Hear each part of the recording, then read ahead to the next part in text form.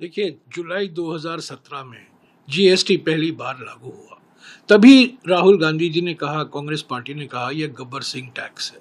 यह टैक्स ना neither good है या सिंपल है, सरल नहीं है, अच्छा टैक्स नहीं है, ये खतरनाक रहेगा हमारी अर्थव्यवस्था के लिए। नोटबंदी के बाद ये दूसरा झटका लगेगा। 8 साल हुए हैं, 8 साल उन्होंने ये माना नहीं। हम मांग करते रहे, जीएसटी में सुधार लाइए, दूसरा अवतार जीएसटी का लाइए, उन्होंने बात सुनी नहीं। ट्रंप के टैरिफ के बाद, तारीफ नहीं मिली ट्रंप से, पर टैरिफ मिली। जब टैरिफ मिला और मुसीबत आई, मजबूरी में उनको ये नया जीएसटी सिस्टम लाना पड़ा और आज एक त्योहार के माफिक मना रहे हैं। 8 साल देरी हो गई है जीएसटी लाने में। और मैं एक बार और बता दूं, जीएसटी का प्रस्ताव पहली बार 28 फरवरी 2006 के बजट में तत्कालीन वित्त मंत्री चिदम्बरम साहब ने रखा। जब बाद में विधेयक तैयार किया गया, जब प्रणब मुखर्जी साहब वित्त मंत्री थे 2010 में वो पेश किया गया पार्लियामेंट में, वो स्थायी समिति में गई। स्थायी समिति की अध्यक्षता तब के बीजेपी नेता यशवंत सिन्हा कर रहे थे। 2.5 साल तक वो स्थायी समिति में पड़ा रहा, 2.5 साल तक। तो ये बार बार जब कहते, और 2013 में जब वो उसका रिपोर्ट पेश हुआ, तब चुनाव की घोषणा आ गई। एक ही व्यक्ति ने जीएसटी का विरोध किया। 2006 से लेकर 2014 तक सारे राज्यों में एक आम सहमति हमने बनाई। मनमोहन सिंह जी ने, चिदम्बरम जी ने, प्रणब मुखर्जी ने एक आम सहमति बनाई। सभी राज्यों से बात की, सभी मुख्यमंत्रियों से बात की, पर एक ही मुख्यमंत्री ने जीएसटी का विरोध किया 8 साल तक। और कौन है वो मुख्यमंत्री? वो मुख्यमंत्री प्रधानमंत्री बने 2014 में और अचानक यू टर्न ले लिया और 2017 में जीएसटी का मसीहा बनकर देश के सामने अपना रूप पेश किया। 8 साल तक विरोध किया उन्होंने। 2006 से लेकर 2014 तक सभी राज्यों ने मंजूरी दी थी। कुछ चिंताएं थी राज्यों की, पर सभी ने कहा हम जीएसटी का विरोध नहीं करेंगे। सिर्फ गुजरात के मुख्यमंत्री ने जीएसटी का कड़ा विरोध किया और आज जीएसटी का जप रहे हैं।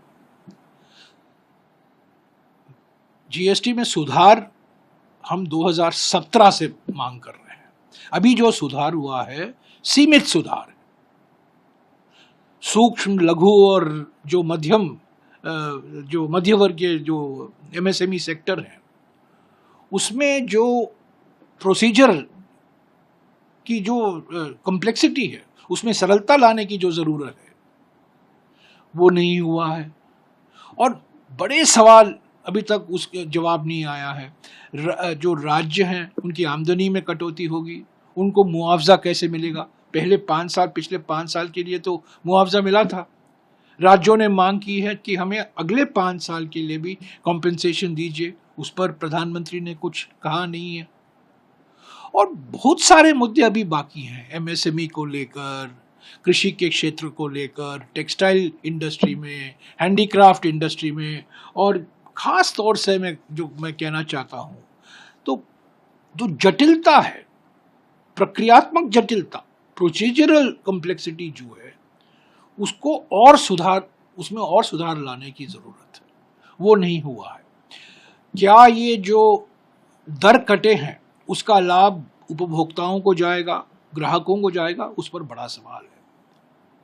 मुनाफाखोरी के खिलाफ जो प्रावधान जीएसटी अधिनियम में था, 2017 के अधिनियम में नेशनल एंटी प्रॉफिटियरिंग प्राधिकरण का प्रावधान था, उसको तो बंद कर दिया है, उसको तो समाप्त कर दिया है। तो ऐसा ना हो कि एक तरफ वोट चोरी और दूसरी तरफ मुनाफाखोरी। तो मुनाफाखोरी से भी हमें बचना है ना। ये जो दर की कटौती हुई है, क्या हकीकत ये रहेगी कि ग्राहकों को उसका लाभ मिलेगा, उसका कुछ फायदा होगा, इससे निजी निवेश बढ़ेगा? ये सब सवाल उठते हैं। तो ये पूरा जीएसटी सुधार नहीं है, ये दूसरा अवतार नहीं है, ये 1.5वां अवतार है।